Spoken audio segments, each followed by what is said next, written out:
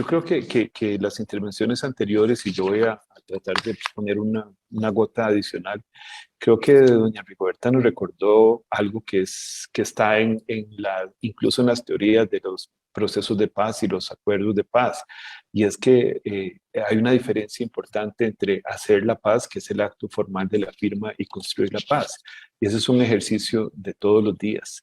Y y en muchos de los casos, en Colombia, en Guatemala, en muchos otros sitios, me imagino en Irlanda del Norte también, ha habido oposición y siempre va a existir. Entonces yo quisiera ahí decir algunas cosas que también son importantes en esto. Y me voy a la experiencia de muy querida Guatemala. Cuesta mucho medir el progreso de entrada. Y en algunos casos se ha intentado usar porcentajes y estos son atajos que pueden ser riesgosos porque aquí estamos hablando de un proceso de paz. Son procesos, no son realidades que van a cambiar de la noche a la mañana.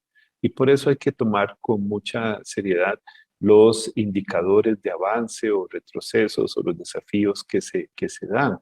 Eh, no, ¿cómo diría? Pero también hay que tener un poco de cuidado con simplemente amplificar y volvernos repetidores de aquello que no funciona y eso nos puede desviar de lo que sí funciona. Y el cambio, los cambios profundos, los cambios estructurales, la superación de las grandes inequidades y los desafíos estructurales históricos de derechos humanos que permiten que en algunos casos conflictos se mantengan por décadas, no se van a dar de la noche a la mañana, no se va a lograr si no hay una participación activa de todas las fuerzas sociales en una sociedad. Entonces, bueno, una sociedad en un país, ¿no? En una nación. Así es que con eso quisiera tal vez decir, y habiendo hecho la advertencia que voy a tener que referirme a aspectos mucho más técnicos que están contenidos en los informes de la alta comisionada, quisiera decir que la oficina en Colombia se encuentra en el país gracias a un acuerdo entre el gobierno de Colombia y las Naciones Unidas. Y una de sus funciones principales es el seguimiento, el análisis, la observación de la situación de derechos humanos en el país. Con la firma del acuerdo final, el acuerdo de paz en 2016, a la oficina le fueron también otorgadas nuevas funciones, como la de incluir en los informes anuales del alto comisionado, en este caso ahorita de la alta comisionada, un capítulo especial sobre la implementación de los acuerdos en materia de derechos humanos. A partir de esto, la oficina realiza siempre un análisis cualitativo, cuantitativo, programático sobre los avances y los desafíos de la implementación, entre otros temas, del capítulo étnico previsto en los acuerdos de paz a la luz de las normas y estándares internacionales. Y voy a tratar de que mi intervención esté ligada particularmente a estos temas que tienen que ver con los derechos de los pueblos indígenas y afrodescendientes, eh, eh, que tienen que ver con este capítulo. Como un paréntesis nada más, la oficina, digamos, no hace un análisis desde Bogotá y se centra en recomendaciones que están formuladas de aquí, sino que por el mandato que tenemos brindamos asistencia técnica tanto a las entidades del Estado como a las organizaciones y actores de la sociedad civil.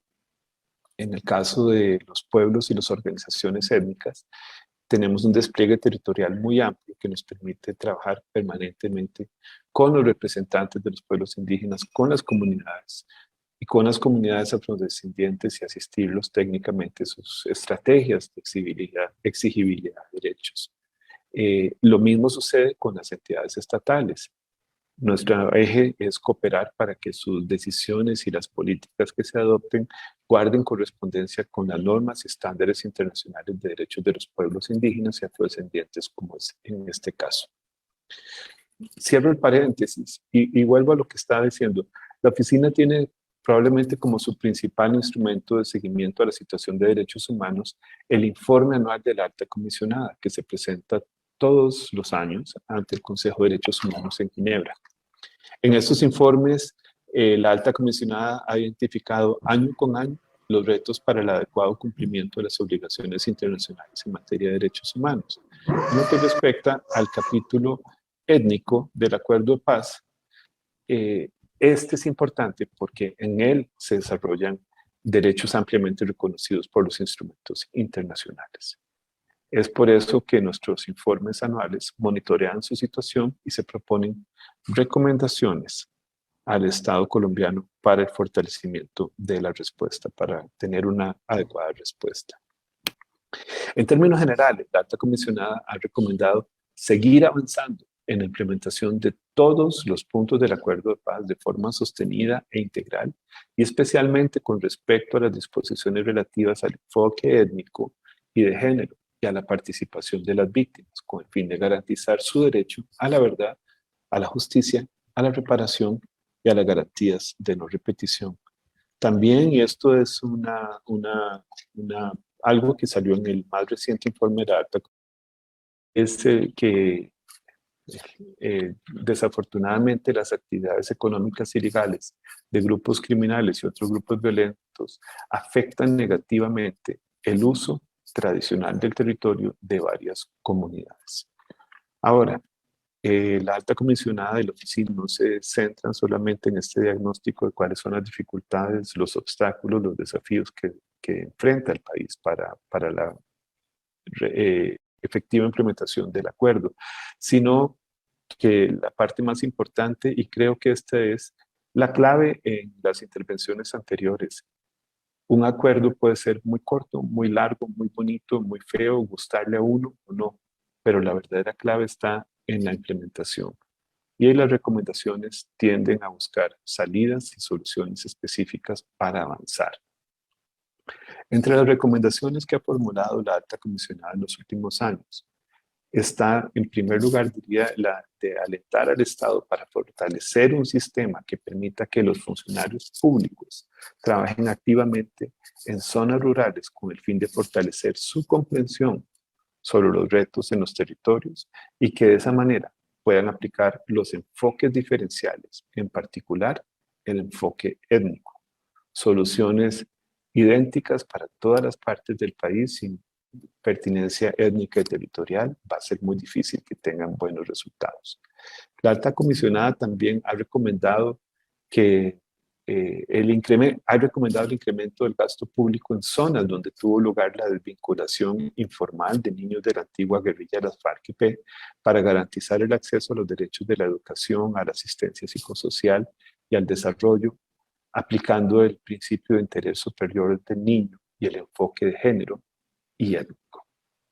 También ha recomendado el fortalecimiento de escenarios de participación, incluido el Plan Nacional de Acción en Derechos Humanos, para atender las necesidades regionales y la incorporación de los enfoques étnico y de género. Y también ha pedido que el correspondiente proceso de evaluación sobre los avances se base en indicadores de derechos humanos, de estándares internacionales. Y finalmente, la última recomendación que quisiera resaltar es que la alta comisionada ha alentado a que se tomen medidas que permitan superar los desafíos para garantizar el derecho a la consulta y al consentimiento previo, libre e informado para los pueblos indígenas y afrodescendientes. Y quisiera parar aquí para dar la oportunidad a las demás intervenciones que faltan. Muchas gracias.